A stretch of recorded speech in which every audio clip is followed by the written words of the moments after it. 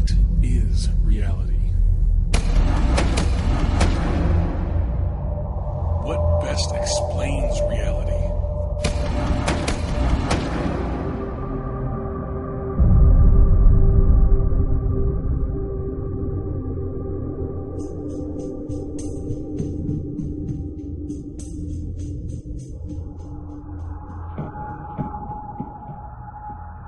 My name's James Taylor, and I'm delighted to be here. I'm especially delighted to see such a large crowd for what's going to be a highly invigorating debate. My role as a moderator is simple. It's to make sure that the debate runs smoothly and keeps to time, and also to break up any fights that might occur either between the speakers or within the audience, or possibly to instigate them. The debate is going to proceed as follows. Both speakers will have an opening statement of 20 minutes each, beginning with Dr. Turek. Each speaker will then have 10 minutes to rebut their opponent. The speakers will then have, within themselves, a question and answer session which will last for 10 minutes. Each speaker will give the other 2 questions, and they will answer directly and without deviating from the questions. The floor will then be open to the audience for 40 minutes. And the closing will occur when the speakers give closing statements of 5 minutes each, addressed to the audience. And I would like to introduce our first speaker tonight, Dr. Turek. Thank you.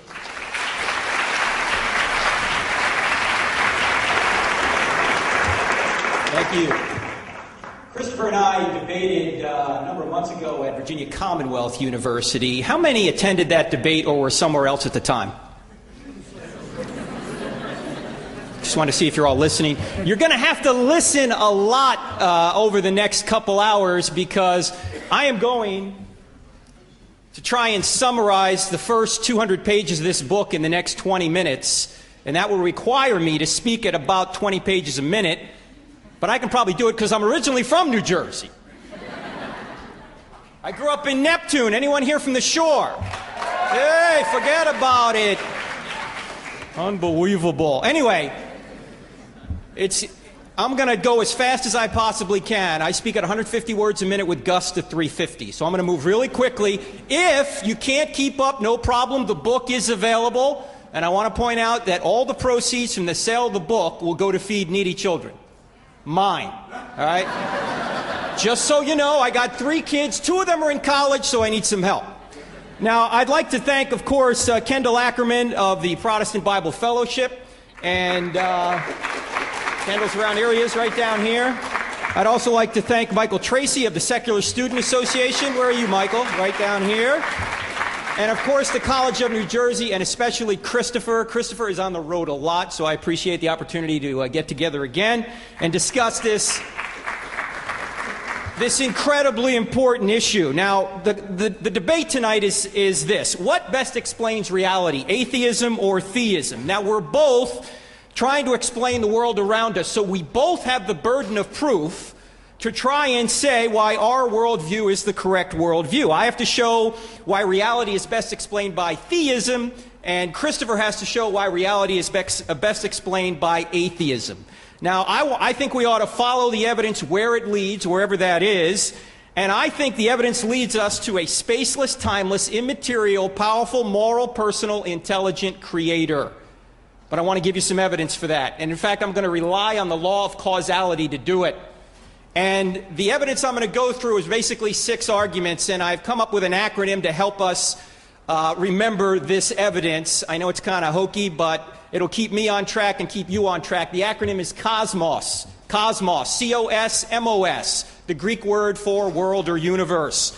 The C stands for the cosmos itself, sometimes known as the cosmological argument. That's the argument that the universe had a beginning, and therefore it needs a beginner. So we'll start there, and we'll start with Stephen Hawking, who's not a believer, but he said this: almost everyone now believes that the universe and time itself had a beginning at the Big Bang.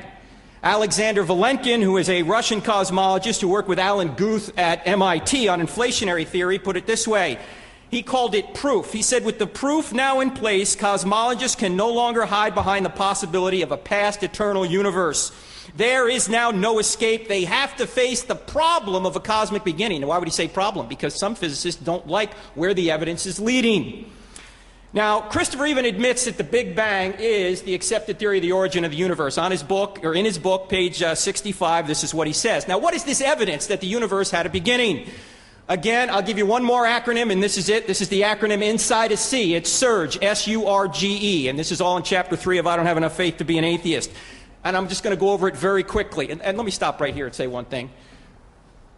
Christopher and I have debated before, and I read some of the comments that people make about the debate, and people will say, well, Turek didn't answer this objection, or Hitchens didn't answer that objection. We only have 20 minutes. We can't cover the waterfront. So I'm not going to be able to get to everything, but let me just go through this acronym very quickly. SURGE. S stands for second law of thermodynamics. The universe is running out of energy. If it was eternal, it would have run out of energy a long time ago. The U stands for the fact that the universe is expanding, discovered by Edwin Hubble in 1929, working at the Mount Wilson Observatory out in California. The deduction of that is that the universe, if we could watch it in reverse, would collapse back to a point of nothing. The R in SURGE stands for the radiation afterglow, discovered just about 30 miles from here by two scientists by the name of Penzias and Wilson. In fact, right over here in Homedale, New Jersey, where I used to run all my cross-country races, Robert Wilson and Arno Penzias in 1965 discovered the remnant heat from the initial Big Bang explosion, as was predicted by Hubble and his contemporaries. They won a Nobel Prize for Physics in this in 1978. The G in SURGE stands for the great galaxy seeds discovered by the Kobe space satellite in 1992. Those great galaxy seeds are basically temperature variations in the radiation afterglow that are so precise they're down to 1 part in 100,000. And the E in SURGE stands for Einstein's theory of general relativity. Einstein's theory of general relativity shows that space, matter, and time came into existence together. Once there was no space, once there was no matter, once there was no time, and it all leapt into existence out of absolutely nothing. Now, Einstein's theory has been proven accurate to 5 decimal points. Now, what are the implications of this? First of all, what is nothing? I think we ought to define that. I think Aristotle had a good definition of nothing. Nothing is what rocks dream about. That's what he said. That's nothing. There was no space, no matter, no time. Nothing spatial, nothing temporal, nothing physical. What are the implications of this? Agnostic astronomer Robert Jastrow, who until February of last year sat in the same chair Edwin Hubble sat in that Hubble sat in back in the 20s, until last year, that's where Jastrow was. He died, unfortunately, at the age of 82 last February, but he sat in that seat that Hubble did. Here's what Jastrow said in his book, God and the Astronomers. And remember, he's an agnostic. He said, the astronomical evidence leads us to a biblical view of the origin of the world. The essential element in the astronomical and biblical accounts of Genesis is the same. Arno Penzias, the guy from Homedale, who discovered the radiation afterglow, co-discovered it, said this: the best data we have concerning the Big Bang are exactly what I would have predicted had I had nothing to go on but the 5 books of Moses, the Psalms, and the Bible as a whole. Robert Wilson, also working at Homedale with Penzias and discovering the radiation afterglow, said this, and he was a believer in the steady state theory before this. In other words, that the universe was eternal. He had to give that up after his discovery. He said this: certainly there was something that set it off. I can't think of a better theory of the origin of the universe to match Genesis. George Smoot, the co-discoverer of the great galaxy seeds, said this: there is no doubt that a parallel exists between the Big Bang as an event and the Christian notion of creation from nothing. Now, we're left with a beginner, or a beginning anyway, and we've got 2 choices. Either no one created